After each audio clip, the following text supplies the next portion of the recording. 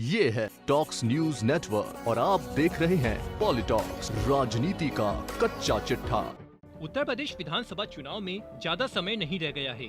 आखिरकार भाजपा और राज्य सरकार को मथुरा की याद आ ही गई है।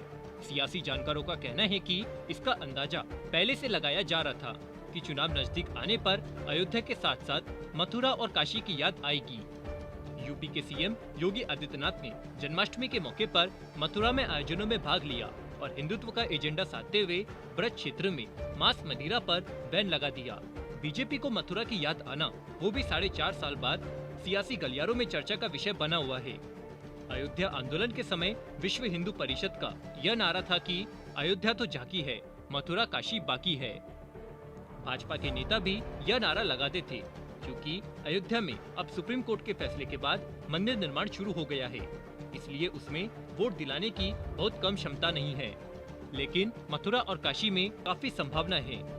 पीएम मोदी के संसदीय क्षेत्र वाराणसी में विश्वनाथ मंदिर के सौंदर्यीकरण का प्रोजेक्ट जोर शोर से चल रहा है।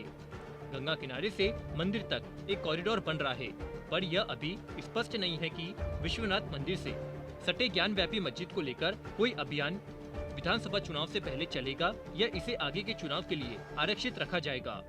पिछले दिनों अंग्रेजी के एक साप्ताहिक अखबार ने इसे लेकर बड़ी स्टोरी छापी थी, जिसमें ज्ञान व्यापी मस्जिद के पुनर्निर्माण की जरूरत बताई गई। भाजपा के सांसद सुब्रमण्यम स्वामी ने इस स्टोरी को रीट्वीट भी किया था। इसी तरह मथुरा में भगवान कृष्ण के मंदिर के साथ ईदगाह है, जिसे हटाने का हिंदू संगठनों का पुराना एजेंडा है। मुख्यमंत्री योगी आदित्यनाथ ने पिछले दिनों मथुरा के दौरे में ब्रज के विकास और सौंदर्यीकरण की बात कही, जिसकी शुरुआत करते हुए उन्होंने मथुरा में शराब और मांस की बिक्री पर पाबंदी लगाने का ऐलान किया। आप गौर कीजिए कि 4.5 साल तक सरकार चलाने के बाद महंत जी को अचानक ध्यान आया कि कृष्ण की जन्म स्थली पर मांस और शराब की बिक्री नहीं होनी चाहिए। मथुरा में 40% के करीब आबादी मुस्लिम और दलित की है।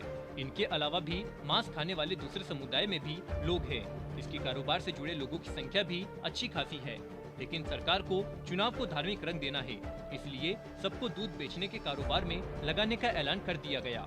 बता दें, उत्तर प्रदेश के मुख्यमंत्री योगी आदित्यनाथ ने कहा कि भगवान कृष्ण की नगरी मथुरा के वृंदावन, गोवर्धन, नंदगांव, बरसाना, गोकुल, महावन एवं बलदेव में जल्द ही मांस और शराब की बिक्री बंद कर इन कार्यों में लगे लोगों का अन्य व्यवसायों में पुनर्वास किया जाएगा। भगवान कृष्ण के जन्म उत्सव पर आयोजित कार्यक्रमों में सम्मिलित होने श्री कृष्ण जन्म स्थल पर भगवान के दर्शन करने सोमवार को मथुरा पहुंचे मुख्यमंत्री योगी ने इस मौके पर रामलीला मैदान में आयोजित एक जनसभा को भी संबोधित किया। उत्तर प्रदेश में विधानसभा चुनाव से पहले बीजेपी का मिशन मथुरा चौंकाने वाला नहीं है। इस तरह के मनमाने फैसले आने वाले दिनों में बहुत देखने को मिलेंगे। PoliTalks bureau, UP. ये है टॉक्स न्यूज नेटवर्क और आप देख रहे हैं पॉलिटॉक्स, राजनीति का कच्चा चिट्ठा।